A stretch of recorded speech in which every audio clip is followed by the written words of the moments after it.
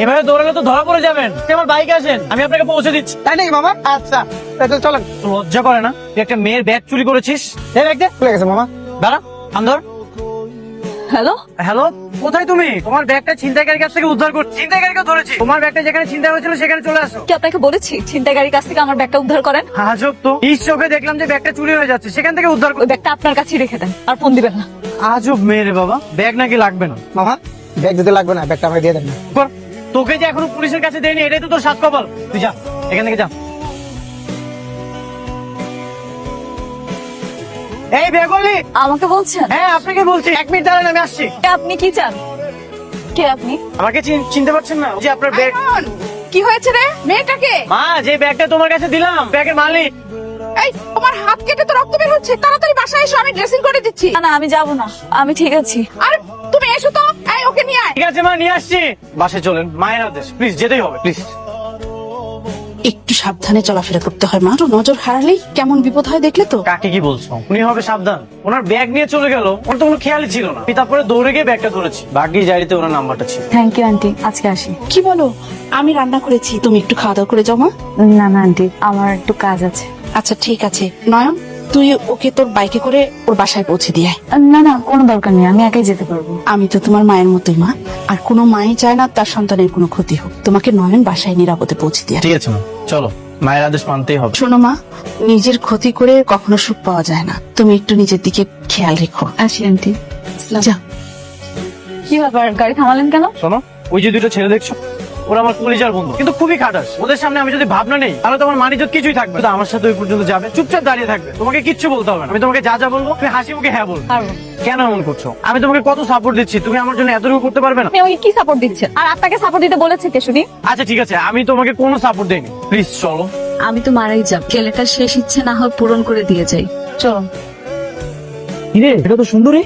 ওর সাথে কি কর? কি খবর রানা? কি খবর বল্টু? তোরা এখন রাস্তায় দাঁড়িয়ে দাঁড়িয়ে চা খাচ্ছিস? তোদের ভাই দেখ কত জায়গা থেকে ঘুরে আসলাম, আর সাথে কে দেখেছিস? সালাম দে। আসসালামু আলাইকুম। ওয়ালাইকুম আসসালাম। মেয়েটা কে রে বন্ধু? এখনো দেখে বুঝতে পারছিস না কে? তোরা তো বলছিলি চিরকাল নাকি আমি সিঙ্গেল থাকবো। এই এলাকার একমাত্র ড্যাশিং হিরো নয়ন। দেখ কত সুন্দর মেয়ে পটিয়ে ফেলেছি। তোদের ভাবি হয়। কি হলো বলো?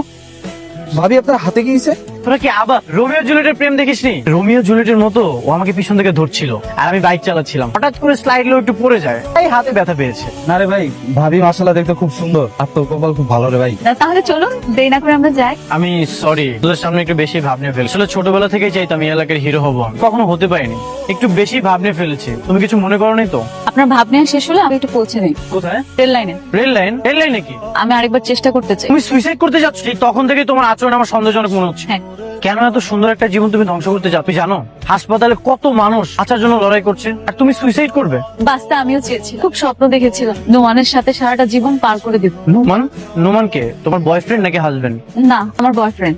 ওর সাথে আমার বিয়ে ঠিক হয়েছিল। আসলে ও সম্পর্কে আমার কাজিন। আমরা দুজন দুজনকে ভালোবেসে ফেলেছি। পরে যখন বাবা মা জানতে পারে, আমাদের বিয়ে ঠিক করে। বিয়ের দিনও চলে আসছিল। আমরা দুজন শপিং করতে গিয়েছিলাম, বিয়ের শপিং। তাতে অ্যাক্সিডেন্টে নোমান মারা যায়। নোমানকে ছাড়া না একটা মুহূর্ত এখন আর ভালো লাগছে না। বুঝতে পেরেছি, চলো আমার সাথে। কোথায়? গেলেই বুঝতে পারবে। কিরে তোরা যাসনি? কিছু ফেলে গেছো মা? না মা, কিছু ফেলে যায়নি। কোথায় যাবে জানো? হ্যাঁ। সুইসাইড করতে। নাকি সুইসাইড করবে? তো সুন্দর একটা জীবন নিজের হাতে নষ্ট করতে। এসব তুমি কি বলছো মা? আর কখনো এরকম পাপের কথা মুখেও আনবে না। Aunty I am sorry. শোনো ফারিয়া, সেদিন যদি তোমার অ্যাক্সিডেন্ট হতো তাহলে তুমি কোথায় থাকতে? কবরে থাকতে। তুমি বেঁচে আছো মানে তোমাকে বাঁচিয়ে রেখেছে, বুঝতে পেরেছো? এসব কথা বাদ দিয়ে তো এখন। শোনো মা, তুমি না কয়েকটা দিন আমার সাথে থাকো, তাহলেই দেখবে পৃথিবীটা আবার নতুন করে ভালো লাগবে। চলো। যে করি প্রেমে তো তোমাকে পড়তেই হবে। হ্যাঁ আসুন। তুমি না মাকে ডাকলে কি যেন বলবে, বলো। কি বলবে মা, বলো। না আন্টি, আচ্ছা আচ্ছা, কেন বলো। শোনো, মা কিন্তু নরম মনের মানুষ, কিছু মনে করবে না, বলো। হ্যাঁ মা, বলো না, তুমি নির্ভয়ে বলো কি বলবে। আন্টি আমি কি বলবো, আমি তো একটু বুঝতে পারছি না। আচ্ছা ঠিক আছে, আমি বলছি। মা, ও বলছিল ও আমাকে ভালোবেসে ফেলেছে। কি? না মানে আর আমিও বলে দিয়েছি মায়ের পারমিশন ছাড়া আমি কিছু করতে পারবো না। আন্টি, উনি বানিয়ে বানিয়ে মিথ্যা কথা বলছে, আমি এরকম কিছুই বলিনি। আচ্ছা, তো ভয় পাচ্ছ কেন? মা, তুমি কি চাও আমি ওকে বিয়ে করি? তুমি আমাদের মেনে নিবে? অবশ্যই মেনে নেব। ওকে আমি যেদিন প্রথম দেখেছি সেদিনই আমার খুব ভালো লাগে। দেখ না কি সুন্দর মিষ্টি একটা মেয়ে, ওর চোখের দিকে তাকালেই যেন মায়া মায়া না লাগে। কিন্তু আন্টি আপনি বিশ্বাস করেন, আমি এরকম কিছুই বলি। উনি ইচ্ছে করে বানিয়ে বানিয়ে এসব মিথ্যা কথা বলছেন। আপনি যদি সত্যি কথা না বলেন তাহলে কিন্তু এক্ষুনি আমি আপনাদের বাসা থেকে চলে যাবো। মা সরি, আমি আসলে মজা করছিলাম। এরকম মজা আর কখনো করবি না। মেয়েটা কি ভাবে বলতো? না না আন্টি, কোনো অসুবিধা নেই, কিচ্ছু মনে করিনি। শোন না, এখন তুই আমার রুমে ঘুমাতে যা। সকালেই তুই ওর জন্য 2 সেট জামা নিয়ে আসবি, ঠিক আছে?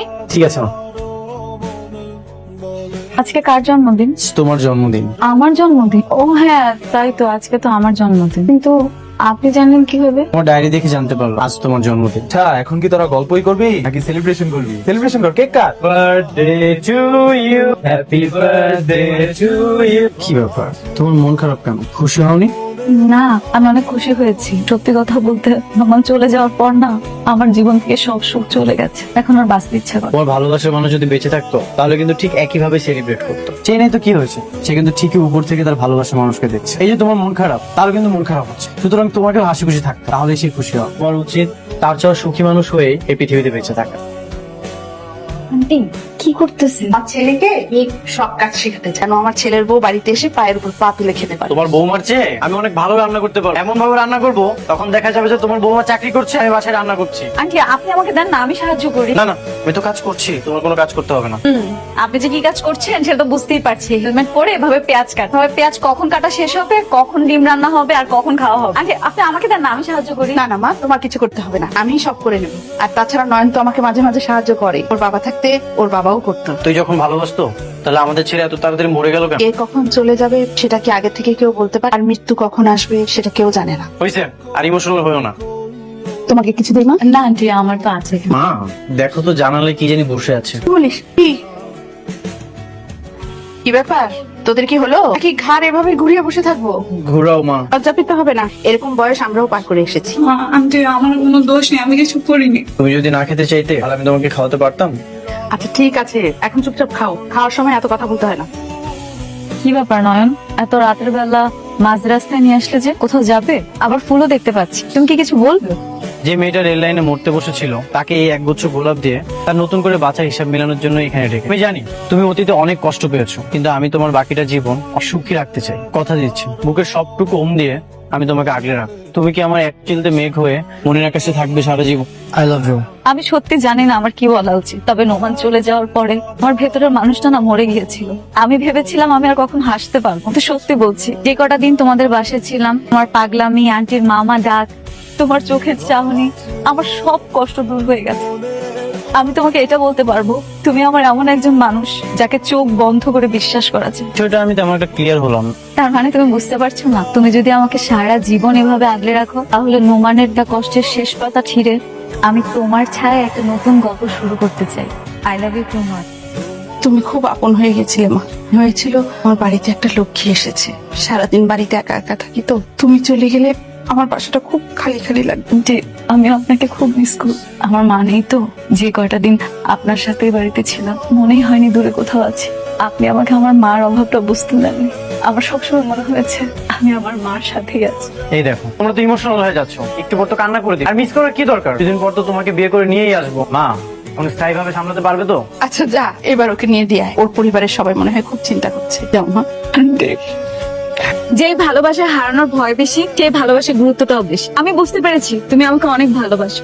আমি তোমাকে অল্প দিনে অনেক বেশি ভালোবেসে ফেলেছি। তোমার কি ধারণা শুধু তুমি আমাকে ভালোবাসো? আমি তোমাকে ভালোবাসি না? আমিও তোমাকে অনেক ভালোবাসি। দেখো, আমি তোমার মায়ে পড়ে গেছি। তুমি যদি আমাকে ভুলে যাও আমি সহ্য করতে পারবো না। যদি তুমি আমাকে ভুলে যাও, তোমার মতো রেল লাইনে যে আমি কিন্তু আর ফিরে আসবো না। আমি তোমাকে কখনোই ভুলবো না। সারপ্রাইজ। ওমান তুমি? হ্যাঁ আমি আই এম ব্যাক। আপনি বোধহয় আঙ্কেল আপনার কথা আমাকে সব বলেছে, আর থ্যাংক ইউ সো মাচ। আপনি আমার ফারিয়াকে ফুলি সাপোর্ট করেছেন। আমাদের বিয়েতে আপনি কিন্তু গেস্ট হিসেবে থাকবেন, ওকে? ফারিয়া, নয়নকে নিয়ে ভিতরে আয়। সোজা দাঁড়িয়ে কথা বলিস না। আয়। আঙ্কেল ডাকছে, আসুন ভাই, আসো আসো। এই যে নয়ন, মিরাকেল কাকে বলে দেখো। ও তো কোমায় ছিল, ডাক্তার বলেছিল যে ফেরার সম্ভাবনা খুবই কম। তখন আমরাও ধরে নিয়েছিলাম যে ও বোধহয় আর ফিরবে না। রিয়ার কথা চিন্তা করে রিয়াকে মানসিক ভাবে প্রস্তুত করার জন্য আমরা বললাম যে নোমান মারা গেছে। মিরাকেল কি দেখো, দিব্যি আমাদের সামনে সুস্থ হয়ে ফিরে এসেছে। আমি এখন খুব তাড়াতাড়ি ওদের দুজনের বিয়েটা দিয়ে দিচ্ছি। হ্যাঁ সত্যি মিরাক্কেল, নোমান ভাইকে দেখে খুব ভালো লাগছে। আর কিছু বলবেন? না, কিছু বলবো না। তোমার তো আজ অনেক খুশির দিন, তোমাকে আমি আমানত হিসেবে আগলে রেখেছি। কিন্তু এটা তো সত্যি, মনে তো একদিন আসল মালিকের কাছে ফেরত যাবে। ফারিয়া কাঁদছো কেন? আঙ্কেল দেখুন তো, সে খুশিতে মেয়েটা পাগল হয়ে গেছে। হ্যাঁ, ফারিয়া তো আজকে অনেক খুশি, খুশিতেই কান্নাকাটি করছে। তুমি যখন হাসপাতালে ছিলে খুব কান্নাকাটি করেছিল, তারপর তো দেখো তা থেকেই চলে গেল। একদিন ওর ভেতরে একটা সুইসাইডাল টেন্ডেন্সি কাজ করছিল। বাবা নয়ন, তুমি বন্ধু হিসেবে ওকে যে মানসিক সাপোর্টটা দিয়েছো সেটা কিন্তু আমরাও দিতে পারিনি। আঙ্কেল আজ তাহলে আমি আসি, বাসায় মা একা। আরে না, তুমি খাওয়া দাওয়া করে তারপর যাবে, বসো। না না আঙ্কেল, আমি থাকতে পারবো না। মা হার্টের পেশেন্ট, আগেও 2বার স্ট্রোক করেছিল, চলে যেতে হবে। কিন্তু বাবা একটা রিকোয়েস্ট আছে, ওদের বিয়েতে তোমাকে থাকতেই হবে। যদি এই বিয়েতে না থাকো তাহলে ওদের বিয়েটা কিন্তু অসম্পূর্ণ থেকে যাবে। চেষ্টা করবো। হ্যালো? ঘুমিয়ে পড়েছো? না, বলো। তুমি তো জানোই আমার আর নোমানের বিয়ে আগেই ঠিক করা ছিল। এখন যেহেতু নোমান সুস্থ, সেই জন্য বাবা আর দেরি করতে চাচ্ছেন। হ্যাঁ, বিয়েটা যেহেতু ঠিক হয়ে গেছে, তাড়াতাড়ি করে নেওয়াই ভালো। আগামীকাল সকালে আমার বিয়ে। খুব বড় করে অনুষ্ঠান করবো না, আমাদের বাসায় হবে।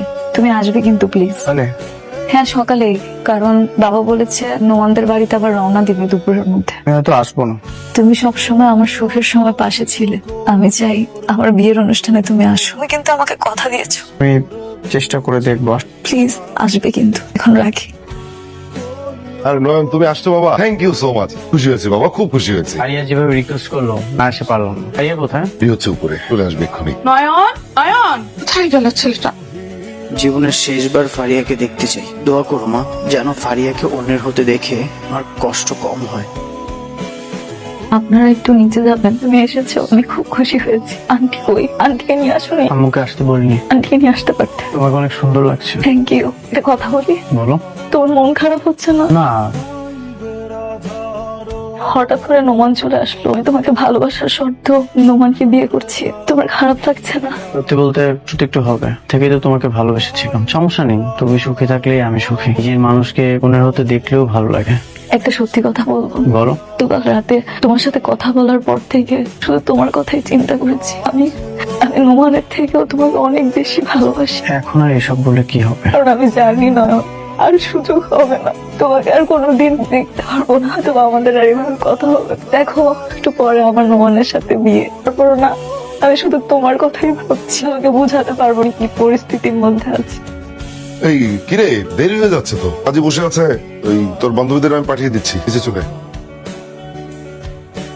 বলেন না কবুল। মা, মা, তুমি কথা বলছো না কেন? তোমার নয়ন চলে এসেছে, আমি আর কখনো তোমার অবাধ্য হবো না। মা, তুমি কথা বলছো না কেন? মা, এক্সকিউজ মি, আপনারা তো নয়নের বন্ধু, চিনতে পেরেছেন? ওই যে সেদিন দেখা হয়েছিল। ও হ্যাঁ, এটা না নয়নের রিলেশন ছিল। হ্যাঁ, কিন্তু নয়ন কোথায়? বাসায় গিয়েছিলাম, কেউ দরজা খুলছে না। একবার নক করলাম, দেখছি ফোনটাও ধরছে না। আচ্ছা আন্টি কোথায়? আন্টি কোথায়? আপনি কি কিছু জানেন না? আপনি হয়তো জানেন না, নয়নের মা আসলে মারা গেছে। কি? নয়নের মা মারা গেছেন। নয়ন এখন কোথায়? কাল সারা বিকেল তো রেল লাইনে বসেছিল, আজকে হয়তো ওখানেই আছে। রেল লাইনটা কোন দিকে? রেল লাইনে ছবি। Thank you. নয়ন, আমি এসে গেছি, এখান থেকে চলে আসো। তুমি এখানে কেন আসছো? এখানে গল্প শেষ হয়ে গেছে, সেখান থেকে কখনোই গল্প শুরু হবে না। তুমি নমনের সাথে অনেক ভালোই আছো, তুমি সেখানেই থাকো। আমার অতীত ছিল নয়ন, আর তুমি আমার বর্তমান। আমি তোমাকে প্রচন্ড ভালোবাসি।